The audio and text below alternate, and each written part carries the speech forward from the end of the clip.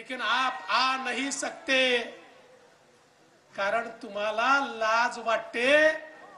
आता रामाला काय उत्तर द्यायचं हे तुम्हाला समजत नाही। ज्या रामाला नाकारलं त्या रामाला काय उत्तर द्यायचं?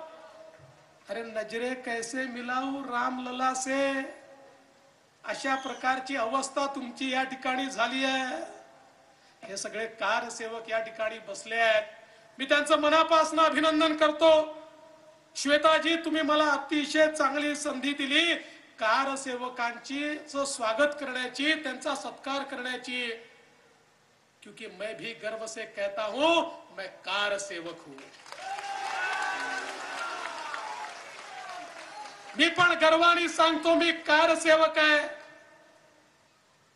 पहिल्या कारसेवेला 20व्या वर्षी गेलो होतो आणि त्यावेळी बदायूच्या जेलमध्ये 18 दिवस त्या ठिकाणी होतो। आणि ज्यावेळी दुसऱ्या कारसेवेला कलंकित ढाच्या खाली आला त्यावेळेसही मी तिथेच होतो।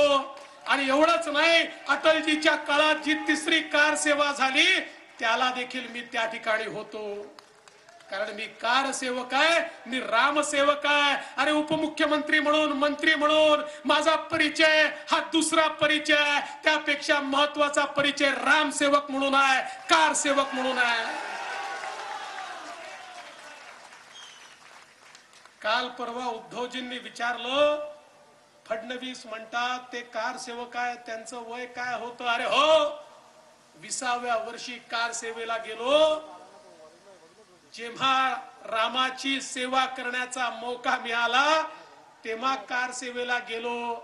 पण उद्धवजी, तुमचं तर वय होतं कारसेवा करण्याचं, तुम्ही कुठे होतात? तुम्ही काय करत होतात? तुम्ही का गेला नाही?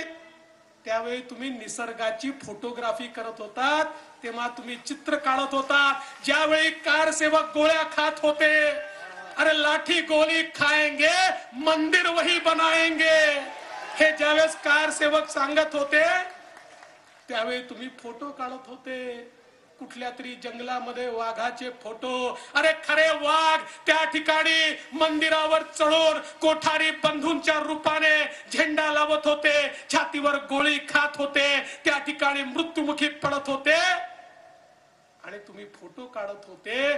तुम्ही आम्हाला काय सवाल विचारणार आहे? तुम्ही आम्हाला काय सवाल विचारणार आहे? अरे हिंदुहृदय सम्राट शिवसेना प्रमुख बाळासाहेब ठाकरे एक वाघ होते, पण तुम्ही वाघ नाही आहात, तुमच्या सोबतचा कोणीच वाघ नाही आहे। मला तुमच्या सोबतचा एक नेता दाखवा उद्धवजी, एक नेता की जो अयोध्येमध्ये कारसेवेला ज्यावेळी ढाचा पडला त्यावेळी त्या ठिकाणी उपस्थित होता। एक नेता दाखवा।